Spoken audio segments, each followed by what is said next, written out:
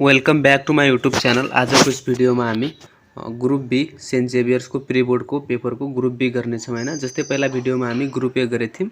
यदि त्यो भिडियो तपाईँ हेर्नु भएको छैन भने लिंक डिस्क्रिप्सनमा छ, त्यहाँबाट हेर्न सक्नुहुन्छ। आज यसमा टोटल 8 वटा क्वेसन रहेको हुन्छ हैन। अब 8 बाट हामी आज 4 वटा गर्नेछौँ, 1 2 3 एन्ड 4 हैन। पहिला क्वेसन देखाइदिउँ हैन, तपाईँ पहिले आफै ट्राई गर्न सक्नुहुन्छ। क्वेसन हेरेर बल्ल मेरो भिडियो हेर्न सक्नुहुन्छ। त्यस्तो गर्यो भने तपाईलाई के धेरै फाइदा हुन्छ। यसमा सबभन्दा इम्पोर्टेन्ट चाहिँ क्वेसन नम्बर 4 रहेको छ हैन। क्वेसन नम्बर 4 हिट एन्ड थर्मोडायनामिक्सबाट एकदमै इम्पोर्टेन्ट क्वेसन छ, भेरी इम्पोर्टेन्ट हैन। सो हामी आज यो क्वेसन नम्बर 4 सम्म सल्भ गर्नेछौँ। So let's start the video. Group B को हाम्रो फर्स्ट क्वेसन रहेको छ डिफाइन सर्फेस एनर्जी। अब यो सर्फेस एनर्जी सबैलाई थाहा नै छ होला हैन। सर्फेस एनर्जी भनेको work done in increasing surface area upon increase in surface area हैन। जस्तै यो प्रुभ नै गरिन्छ। जस्तै एउटा एबीसीडी भन्ने एउटा कुनै के छ वायर छ, यसलाई के सब सोल्युसनमा राखेछौँ भने अनि यहाँ यो जुन छ एडी लाई मुभ गरेछौँ यति भने यसमा कति वर्क डन भयो टु एरिया कति इन्क्रिज भएको रेशियोलाई नै हामी के भन्छ सर्फेस एनर्जी भन्छौँ। त त्यसैले सर्फेस एनर्जी डिफाइन भयो amount of work done in increasing surface area to increase in surface area. यसैको हाम्रो नेक्स्ट पार्ट रहेको छ find the energy required to split a liquid drop of radius R हैन।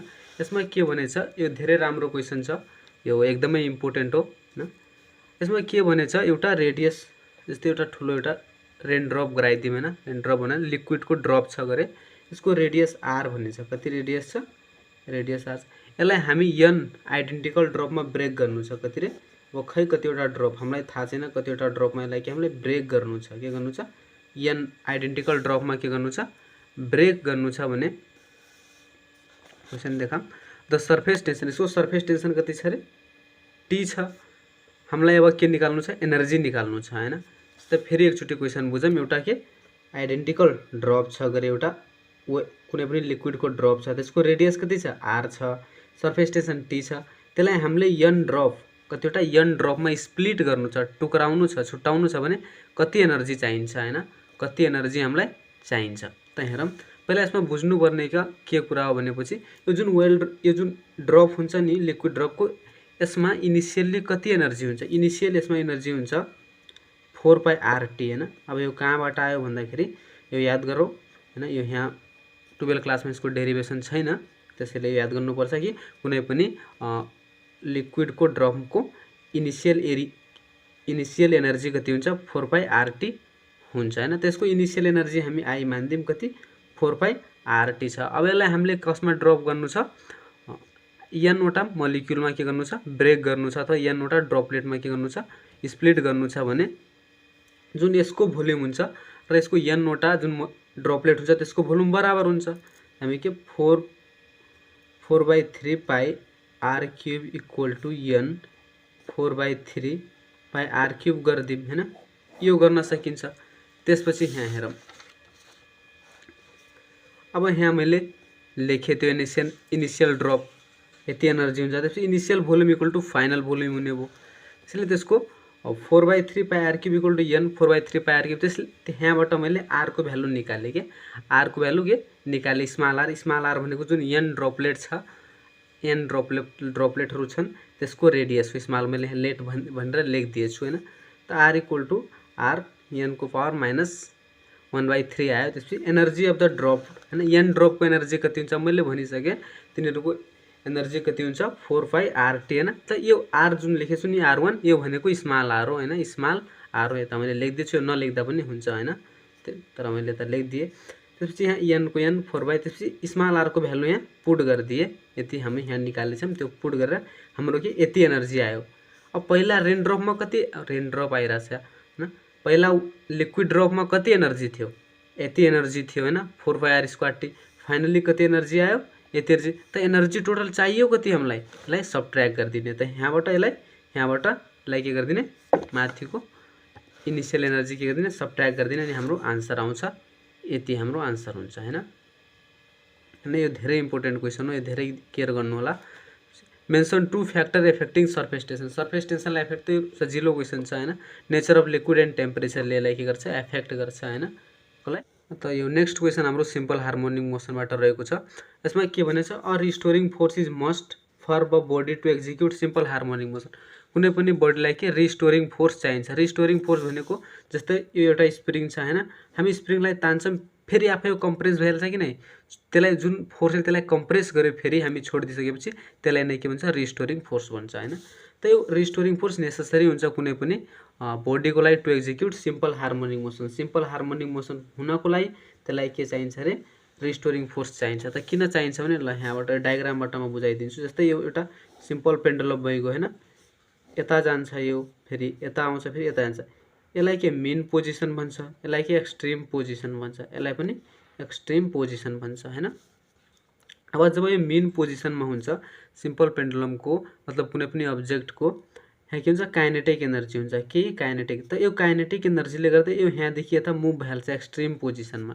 Extreme पोजिसनमा के हुन्छ, move भइहाल्छ। तर यहाँ पुग्दाखेरि यसको काइनेटिक एनर्जी 0 हुन्छ हैन। अब सिम्पल हार्मोनिक मोसन हुनलाई के हुनु पर्यो, बडी यतादेखि यहाँ जानु पर्यो, फेरि यतादेखि यता आउनु पर्यो।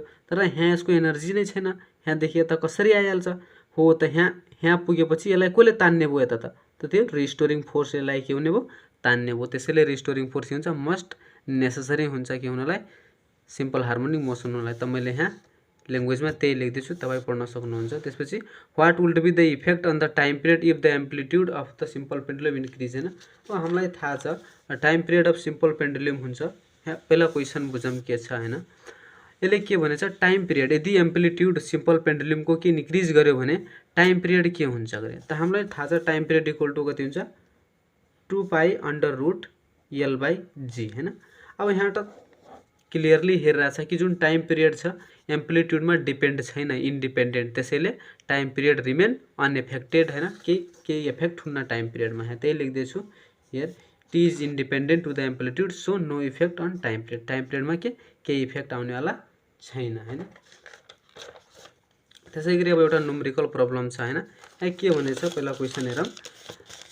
A body of mass 2 kg, 2 kg को कुनै एउटा अब्जेक्ट छ अथवा बडी छ, सस्पेन्डेड फ्रम ए स्प्रिङ गरे हैन। एउटा जस्तै यो स्प्रिङ मानिदिउँ हैन, यो के स्प्रिङ भएको यहाँबाट 2 kg को मास के गरेछ, सस्पेन्ड गरेछ, के झुन्डाइएछ हैन। त्यसपछि यसको स्प्रिङको मास चाहिँ नेग्लिजेबल छ, मतलब कम छ। It is found that to stretch the spring, spring कतिले स्ट्रेच भएको छ गरे, 0.1 मिटरले स्प्रिङ के स्ट्रेच भएको छ, एक्सटेन्सन प्रोड्युस भएको छ कि स्प्रिङमा यो मासले गर्दा हैन। वाट इज टाइम पिरियड, यहाँ के हामीलाई के सोधेछ, टाइम पिरियड सोधेछ। अब हामीलाई सबैलाई थाहा छ टाइम पिरियड अफ के हुन्छ, स्प्रिङको हुन्छ m/k हैन। के हुन्छ, m/k हुन्छ।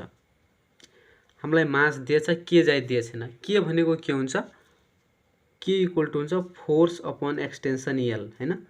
के इक्वल, त यहाँ हामी फोर्सलाई के लेख्न सक्छौँ, m/g अपन l हैन।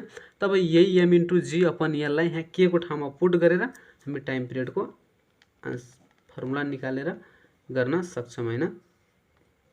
त्यो m/g अपन l गर्ने बित्तिकै mm क्यान्सल चाहिँ l माथि गइहाल्छ, l/g हुन्छ। मैले यहाँ गरिदिएछु, यहाँ हेर्न सक्नुहुन्छ यी f/l mg अनि यहाँ के हुन्छ यति। त्यसपछि यता हेरौँ, यहाँ मैले राखेर काटेर के l/g भइगयो। यहाँ 2 पाई हामीलाई एक्सटेन्सन दिएकै छ 0.1 अनि अपन g भनेको ग्राभिटी 10 युज गर भनेछ क्वेसनमा। यति अब जति सेकेन्ड आउँछ क्याल्कुलेट गर्नु होला, त्यति नै सेकेन्ड के हुन्छ त्यसको टाइम पिरियड हुन्छ। नेक्स्ट क्वेसन हाम्रो वेभ मोसनबाट रहेको छ। फर्स्टमा छ define progressive wave. Progressive wave हामीलाई के गर्नु छ, डिफाइन गर्नु छ हैन। यो ग्राफको नेचरबाट बुझ्यौ हैन। प्रोग्रेसिभ वेभ के हुन्छ भने अलवेज फरवर्ड डाइरेक्सनमा मुभ गर्छ, यस्तो यस्तो के अलवेज फरवर्ड डाइरेक्सनमा के गर्छ, मुभ गर्छ विथ के रे कन्स्टेन्ट एम्प्लिट्युड। यिनीहरूको जुन ग्याप हुन्छ नि यो तलको माथिको एउटा के बराबर हुन्छ भन्दा बनाउँदाखेरि त मेरो बराबर बनेन, तर यो के हुन्छ यसलाई एम्प्लिट्युड भन्छ। यो सबैको के हुन्छ कन्स्टेन्ट हुन्छ र फ्रिक्वेन्सी पनि सेम हुन्छ यसको हैन। र त्यसैले यसको डेफिनेसन के हो, the wave which always move in forward direction के which always move in forward direction with constant amplitude and single frequency is known as progressive wave. अब यो how you can get stationary wave from the progressive wave. Progressive वेभबाट stationary wave कहिले पाउँछौ, त यो हामी यो पनि ग्राफको नेचरबाट बुझौँ हैन। जस्तै जब दुईटा प्रोग्रेसिभ वेभ के अरे जब दुईटा प्रोग्रेसिभ वेभ जस्तै एउटा प्रोग्रेसिभ वेभ भइगयो हैन, जब दुईटा प्रोग्रेसिभ वेभ एउटै मिडियममा ट्राभल गरिरहेछ के सेम मिडियम स्पिड पनि सेम तिनीहरूको एम्प्लिट्युड पनि सेम र डाइरेक्सन चाहिँ अपोजिट के डाइरेक्सन अपोजिटमा जस्तै यो यतादेखि आइरहेछ भने अर्को के यतादेखि आउनुपर्छ हैन। यिनीहरू आएर के भयो सुपर इम्पोज भए एकअर्कासँग के सुपर इम्पोज भएपछि के हुन्छ स्टेसनरी वेभ फर्म हुन्छ। फेरि एकचोटि हेरौँ, जब दुईटा प्रोग्रेसिभ वेभ एउटै मिडियममा सेम स्पिडले सेम फ्रिक्वेन्सी कन्स्टेन्ट एम्प्लिट्युडले तर डाइरेक्सन चाहिँ अपोजिट छ मुभ गर्छन् भने डाइरेक्सन अपोजिट भएर मुभ गर्छन् भने त्यहाँ के फर्म हुन्छ स्टेसनरी वेभ फर्म हुन्छ। त मैले यहाँ यही लेखिदिएको छु ल्याङ्ग्वेजमा when two progressive wave of same amplitude and frequency travel through the medium with same speed but in opposite direction superimpose each other produce अरे स्टेसनरी वेभ हामी त्यसले गर्दा स्टेसनरी वेभ पाउन सक्छौँ। त्यसले अर्को के छ यसमा ग्राफ ड्रा गर्न भने चाहिँ पनि धेरै इम्पोर्टेन्ट नै छ, धेरै राम्रो क्वेसन हो। Draw graph for displacement versus time and the pressure versus time for the wave propagating toward right from the ओरिजिनबाट के एउटा वेभ ट्राभल गरिरहेछ जस्तै कि यो ओरिजिन मान्दौँ हैन, यसलाई के यो भइगयो यसलाई यो ओरिजिन मान्दे यहाँबाट वेभ ट्राभल गरिरहेछ। अब यहाँ डिस्प्लेसमेन्ट भर्सेस टाइम यसलाई टाइम मान्दिउँ हैन र प्रेसर भर्सेस टाइमको के निकाल्नु छ हामीलाई वेभ डायग्राम अथवा वेभ ग्राफ गराउनु छ हैन। त यहाँ म गराउँछु हेर्नु यहाँ के हुन्छ र अर्को क्वेसन यसैमा जोड्दैछ showing the pressure antinode is the position of displacement node. जुन प्रेसर एन्टिनोड हुन्छ नि जुन प्रेसरको एन्टिनोड हुन्छ जस्तै एन्टिनोड भनेको के हो म भनिदिन्छु। जस्तै अघि गराए नि हैन यो स्टेसनरी वेभ जहाँ म्याक्सिमम डिस्प्लेसमेन्ट भन्छ नि यसलाई एन्टिनोड भन्छ, जहाँ मिनिमम यहाँ त मिनिमम डिस्प्लेसमेन्ट 0 छ यसलाई नोड्स भन्छ, के हुन्छ नोड्स भन्छ। त where the displacement is maximum अथवा amplitude is maximum antinode and amplitude is के 0 अथवा डिस्प्लेसमेन्ट मिनिमम छ भने के भन्छ त्यसलाई नोड्स भन्छ हैन। त यहाँ के सो गर्न भन्छ showing the pressure antinode is the position of displacement. प्रेसरको एन्टिनोड के हुन्छ अरे पोजिसन अफ डिस्प्लेसमेन्टको नोड हुन्छ। जुन डिस्प्लेसमेन्ट अर डिस्प्लेसमेन्टको नोड प्रेसरको एन्टिनोड हुन्छ भनेर देखा। त हामी यहाँ गराइदिएछु ग्राफ हेरौँ। जस्तै यो डिस्प्लेसमेन्ट भर्सेस टाइमको यस्तो यस्तो गराए यताउता गयो हैन। त्यसपछि यो के हो यसको लागि मैले के भने यहाँ डिस्प्लेसमेन्ट 0 छ, यो के हो डिस्प्लेसमेन्टको लागि के हो नोड हो। त प्रेसरको लागि यहाँ के हुनु पर्यो एन्टिनोड हुनु पर्यो, मतलब यहाँ म्याक्सिमम हुनु पर्यो। त मैले यहाँ म्याक्सिमम गराएर यस्तै ग्राफ खिचिदिएर यहाँ के भएको छ डिस्प्लेसमेन्टको नोड डिस्प्लेसमेन्ट म्याक्सिमम भएको छ र नोड के भएको छ प्रेसर के भएको छ मिनिमम भएको छ। त्यसैले यो के यताको पोजिसन के भइगयो डिस्प्लेसमेन्टको लागि एन्टिनोड भइगयो तर प्रेसरको लागि नोड्स भइगयो। तर यहाँ हामीलाई क्वेसनमा सोधेको छ प्रेसर एन्टिनोड, प्रेसर अब कहाँ एन्टिनोड छ त यहाँ प्रेसर के भएको छ एन्टिनोड भएको छ। त्यसैले हामीले लेख्दैछु प्रेसर एन्टिनोड एन्ड डिस्प्लेसमेन्ट के भएको छ यहाँ लेखे डिस्प्लेसमेन्ट चाहिँ के छ नोड्स यहाँ लेख्नु होला प्रेसर एन्टिनोड डिस्प्लेसमेन्ट नोड। यो के डिस्प्लेसमेन्ट नोड हो, यो प्रेसर एन्टिनोड हो। यसैको हाम्रो अब नेक्स्ट क्वेसन रहेको छ why pressure is maximum at displacement antinodes. अब यो डिस्प्लेसमेन्ट एन्टिनोड्स भनेको के हो भने प्रेसरको नोड के node of pressure node of प्रेसरको नोडलाई डिस्प्लेसमेन्ट एन्टिनोड भनिन्छ हैन। त्यो हामी जानिसक्यौँ। यहाँ के यो पोइन्टमा के प्रेसर किन म्याक्सिमम हुन्छ सोधेछ हैन, बिकज यो पोइन्टमा के हुन्छ इयरको जुन इयर हुन्छ नि इयर धेरै इयरहरू स्क्विज भएको हुन्छ त खुम्चे हुन्छ एउटै ठाउँमा एउटै पोइन्टमा के खुम्चेको हुन्छ। त्यसले गर्दा त्यो एक्सपान्ड हुन खोज्छ, त्यसले गर्दा त्यसको प्रेसर के हुन्छ धेरै भएको हुन्छ। त्यहाँ के लेखिदिन्छु at that point ear motion will be alternatively squeezing गरे हैन। यसको ठाउँमा जुन हुन्छ नि एयर मोलिक्युलहरू अथवा एयरहरू के स्क्विज हुन थाल्छन् कि जस्तै यहाँ यत्रो भागमा हुन्थ्यो नि नजिक यिनीहरू के नजिक आउन थाल्छ एन्ड यिनीहरू के नजिक आएपछि अब एक्सपान्ड हुने भयो, नजिक आउने भएपछि के एक्सपान्ड हुन कोसिस गर्ने भयो। त्यसले गर्दा के हुन्छ प्रेसर यहाँ म्याक्सिमम हुन्छ हैन। अब नेक्स्ट क्वेसनतिर छ क्वेसन नम्बर 4 हाम्रो रहेको छ थर्मोडायनामिकबाट हैन। यो ग्राफ दिएको छ र यहाँबाट क्वेसनहरू सोधेको छ। यो एकदमै इम्पोर्टेन्ट क्वेसन हो है, यसलाई ध्यान दिएर बुझ्नु होला अब पहिला यो ग्राफ बुझौँ हैन। ग्राफ एउटा प्रेसर एन्ड भोल्युम भर्सेसको दिएको छ हैन। प्रेसर एटीएम मा दिएको छ र भोल्युमलाई लिटरमा दिएको छ र अब के सोध्दैछ 1 मोल अफ आइडियल ग्यास या ideal gas undergoes a cyclic process गरे साइक्लिक प्रोसेसमा गएको छ ABCD cyclic process as shown in the फिगरमा देखाएअनुसार। अब यसमा के हामीलाई आन्सर दिस क्वेसन हैन। क्वेसन भनेको छ फर्स्टमा के छ हामी यहाँ ग्राफ बुझ्नुपर्छ कि कसको कुन भर्सेसको ग्राफ हो। त्यहाँ प्रेसर र भोल्युम भर्सेसको ग्राफ हो। प्रेसर एटीएम मा छ, भोल्युम केमा लिटरमा छ हैन। त्यहाँ सोधेको छ फर्स्ट क्वेसनमा first work done along AB BC CD and DA। यो AB BC CD and AD मा कति वर्क भयो होला त निकाल्नु छ हैन। त हामीलाई थाहा छ W वर्क को फर्मुला हुन्छ के pressure into DV change in volume हैन। त पहिला हामी AB मा निकालौँ हैन। पहिला AB मा भन्नाले AB को हेरौँ पहिला AB हैन। AB मा के छ प्रेसर कति छ यहाँ प्रेसर कन्स्टेन्ट छ। यहाँ हेरौँ ग्राफमा AB के छ AB मा प्रेसर कन्स्टेन्ट छ 5 AB सिधा गर्दाखेरि 5 आयो। त्यसो 5 के लेख्यौँ एटीएम लेख्यौँ। यसमा चेन्ज इन भोल्युम DV भनेको के DV भनेको चेन्ज इन भोल्युम। यसमा चेन्ज इन भोल्युम कति छ यहाँ B मा कति छ 3 छ A मा कति छ 1 छ। त 3 - 1 के 2 चेन्ज इन भोल्युम कति 2 लिटर आइगयो। तब हामी के अब यो एटीएम मा छ प्रेसर को यो SI युनिट के हो पास्कल हो। त्यसलाई पास्कलमा कन्भर्ट गर्नु पर्यो। 1 एटीएम मा हुन्छ 1.01 × 10⁵ पास्कल हुन्छ। त्यसैले यसले मल्टिप्लाई गरेर मैले के पास्कलमा कन्भर्ट गरिदिए र 2 लिटरलाई केमा कन्भर्ट गरिदिए मिटर क्युबमा कन्भर्ट गरिदिए हैन। 1 मिटर क्युब इक्वल टु हुन्छ 1000 लिटर। यहाँ यो रिलेसनबाट यसलाई कन्भर्ट गर्यौं। त्यसपछि यो सोलुसन मतलब सल्भ गर्दाखेरि हाम्रो कति आउँछ यति जुल वर्क डन आउँछ। AB मा त यति जुल वर्क भयो। त्यसपछि हाम्रो अब हाम्रो के BC आयो हैन।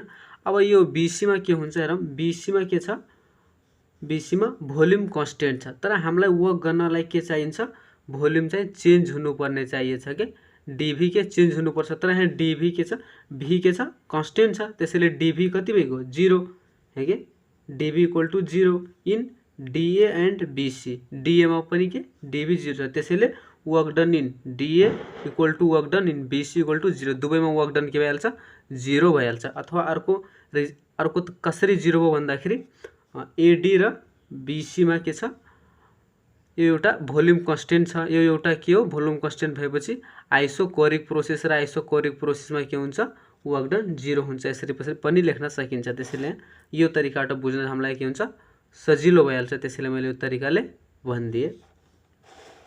अब नेक्स्ट हाम्रो यसैको अब हामी CD मा वर्क डन निकालौँ हैन। CD मा पनि अब हेरौँ यहाँ CD मा प्रेसर कति रहेछ 2 अनि चेन्ज इन भोल्युम पनि कति छ 2 छ। त यहाँ सिम्पली यो पनि हामी निकालिहाल्छौँ 2 लेखे यहाँ। त यहाँ 1 - 3 किन लेख्यौँ यहाँ के 1 - 3 किनभने यहाँ D बाट निकाल्नु छ। D के छ फाइनलमा भोल्युम कति छ 1 र इनिशियलमा भोल्युम कति छ 3। त 1 - 3 यहाँ वर्क डन कति आउँछ नेगेटिभ आउँछ हैन। वर्क डन कति हुने भयो नेगेटिभ आउने भयो। अब यहाँ दोस्रो क्वेसन यसैको B पार्टमा के सोधेछ नेटवर्क इन द के प्रोसेस। यो प्रोसेसमा नेटवर्क कति छ टोटल नेटवर्क डन हैन। त्यसको हामी नेटवर्क डन निकाल्नलाई के गर्नुपर्छ एरिया क्याल्कुलेट गर्नुपर्छ। जुन कर्भ छ यहाँ देखि पुरेको एरिया क्याल्कुलेट यो एउटा रेक्टेंगल बनेछ लेन्थ इन्टु ब्रेथ गरेर हाम्रो के यसको आइहाल्छ कसको नेटवर्क डन। तर अर्को एउटा हैन त्यसले मैले लेन्थ इन्टु ब्रेथ गरेर यहाँ एरिया निकाल्दिएछु हैन। अथवा अर्को तरिका सबैको वर्क डनलाई जोड दिने वर्क डन इन के AB work done in BC work done in CD work done in DA सबैलाई जोड दिए पनि के आउँछ नेटवर्क डन आउँछ। त AB मा कति यति निकालेको थियौं BC मा 0 W अनि मतलब CD मा वर्क डन कति निकालेको थियौं यति W AD मा 0 त्यो सबैलाई जोडे पनि सेम आउँछ। त जुन तरिकाले पनि गर्न सकिन्छ आइदर यो जुन एउटा मेथडले गर्नु होला हैन। त्यसै अब यसैको नेक्स्ट पार्ट रहेको छ हाम्रो इफिसियन्सी इन द प्रोसेस। यो प्रोसेसमा कति के इफिसियन्सी कति वाला सोधेछ कति इफिसियन्सी सोधेछ हैन। त इफिसियन्सी को पहिला हामी फर्मुला थाहा पाम। इफिसियन्सी को work done upon amount of heat absorb कति वर्क डन गर्यो हैन amount upon amount of heat absorb हुन्छ। त हामी वर्क डन त निकालिसक्यौँ कति काम गरेछ। अब हामीले क्यू कति एब्जर्भ गरेछ हामीले निकाल्नु पर्यो हैन। त यहाँ पहिला डायग्रामबाट हेरौँ कहाँ कुन प्रोसेसमा हेर यो डायग्राम यता देखिरहँ हैन। यो डायग्राम यो एबी र बीसीमा के गरेछ अब्जर्भ गरेछ र यसमा के गरेछ रिलिज गरेछ, किनभने यसको र यसको डिरेक्सन अपोजिट छ। त यसमा अब्जर्भ गरेछ भने यसमा रिलिज गरेछ, यसमा अब्जर्भ गरेछ भने यसमा रिलिज गरेछ हिट। त यो दुईटामा हामीले के मानौँ हिट के भएको छ एब्जर्भ भएको छ। त यो दुईटामा कति हिट एब्जर्भ भएको छ निकाल्ने पछि हाम्रो इफिसियन्सी आइहाल्छ। त हामी त्यही निकालौँ हैन। त हेरौँ अब हामी क्यूएबीमा हेरौँ यसको क्यूएबीमा अब हेरौँ एबी यहाँ डायग्राम पनि हेर्नुपर्छ सँगै। एबीमा के छ प्रेसर कन्स्टेन्ट छ, त्यसैले हाम्रो के फर्मुला के भएको एनसी मतलब यो के molar specific heat of gas at constant pressure हैन इन्टु डेल्टा टी यो फर्मुला भएको। त्यसपछि एन भनेको नम्बर अफ 1 मोल क्वेसनमा भनेछ 1 मोल है 1 भएको इन्टु यो सीपी कति हुन्छ 7/2 आर हुन्छ। आर भनेको universal gas constant into delta T हैन। अब यो यहाँ के आर डेल्टा टीलाई हामी के लेख्न सक्छौँ पीडीभी लेख्न सक्छौँ। किन लेख्न सक्छौँ भनेपछि पीभी इक्वल टु एनआरटी हुन्छ के हुन्छ म यहाँ गरेर देखाइदिन्छु हैन। पीभी इक्वल टु कति हुन्छ एनआरटी हुन्छ। त यहाँ एन के नम्बर अफ मोल कति छ 1 छ। त पीभी इक्वल टु कति भयो आरटी भएको। त आरटी इक्वल टु हामी पीभी लेख्न पायौँ। तर यहाँ डीभी किन लेख्यौँ किनभने भोल्युम त्यहाँ के भएको छ चेन्ज भएको छ, त्यही भएर डीभी लेख्यौँ। अब पीडीभी हामी निकालिसकेका छौँ हैन। पीडीभी यो भनेको पी डट डीभी भनेकै वर्क डन हो, वर्क डन हामी निकालिसकेका छौँ पहिला हैन। उतातिर एबीमा त यो इन्टु राख्यौँ हाम्रो यति आइहाल्छ हैन यो। त्यसपछि अब हाम्रो बीसीमा हेरौँ हैन। बीसीमा हेर्दाखेरि एन अब यहाँ सीभी किन भयो किनभने यहाँ भोल्युम कन्स्टेन्ट छ। बीसीमा के कन्स्टेन्ट छ भोल्युम कन्स्टेन्ट छ। यहाँबाट हेर्न सकिन्छ बीसीमा के छ भोल्युम चाहिँ के छ कन्स्टेन्ट छ। सिधा लाइन आउँछ एकैचोटि काट्छ कन्स्टेन्ट छ भोल्युम, त्यसैले यहाँ सीभी लेखियो के लेखियो सीभी लेख्यौँ इन्टु डेल्टा टी। त्यसै यसको सीबीको भ्यालु कति हुन्छ 5/2 आर हुन्छ हैन। अब सेम यसको पनि गर्यो तर यहाँ चेन्ज इन प्रेसर। अब यहाँ प्रेसर चेन्ज आयो यहाँ वर्क डन राख्न पाइन्न किन वर्क डन भनेको के हो पीडीभी हो नाइदर डीपीभी हैन। त्यसैले के यसको ठाउँमा वर्क राख्न पाइन्न। अब यहाँ यसको ठाउँमा के राख्न पाइयो त change in pressure into volume गरिदिउँ हैन। अब प्रेसर कति चेन्ज भएको छ बीसीमा हेरौँ प्रेसर कति यहाँ बी र सीमा कति प्रेसर छ हेरौँ डायग्राममा हैन। डायग्राममा देखाउँछु डायग्राम सीमा कति छ 2 छ अनि बीमा कति छ 5 छ। त चेन्ज इन प्रेसर कति भयो 3 एटीएम भएको अनि भोल्युम कति भोल्युम पनि 3 के लिटर छ। त्यसैले यहाँ के हो हामी पुट गरिदिउँ हैन। यहाँ के प्रेसर 3 यो मल्टिप्लाई गरेर पास्कलमा कन्भर्ट गरेर यसलाई मल्टिप्लाई गरेर यसले के मिटर क्युबमा कन्भर्ट गरेपछि हाम्रो यति जुल के आउँछ यसमा हिट एनर्जी एब्जर्ब भएको आउँछ। त्यसले हाम्रो अब के भएको यसको वर्क डन हाम्रो यति निकालेकै थियौँ उतातिर अपन एमाउन्ट अफ दुईटैलाई जोड दिने total amount of heat absorb कति हो दुईटैलाई यसलाई प्लस यसलाई के सम गरिदिने यो दुईटा के प्लस भएको त्यसपछि इक्वल टु कति हाम्रो 0.104 आउँछ अथवा पर्सेन्टमा निकाल्दाखेरि यसलाई 100 ले मल्टिप्लाई 10.4% के आउँछ हाम्रो इफिसियन्सी आउँछ। अर्को क्वेसन यसैमा रहेको छ फोर्थ पार्टमा find the change in internal energy. Internal energy कति हुन्छ चेन्ज हैन। त्यसमा के साइक्लिक यो के क्वेसन साइक्लिक प्रोसेस हो CYCLIC साइक्लिक प्रोसेसमा के हुन्छ internal change in internal energy 0 हुन्छ है के हुन्छ चेन्ज इन इन्टरनल एनर्जी 0 हुन्छ साइक्लिक प्रोसेसमा। त्यसैले यसको के आन्सर 0 हैन। आजको भिडियो यही सकिन्छ। नेक्स्ट भिडियो हामी छिटो ल्याउँछौँ। Thanks for watching.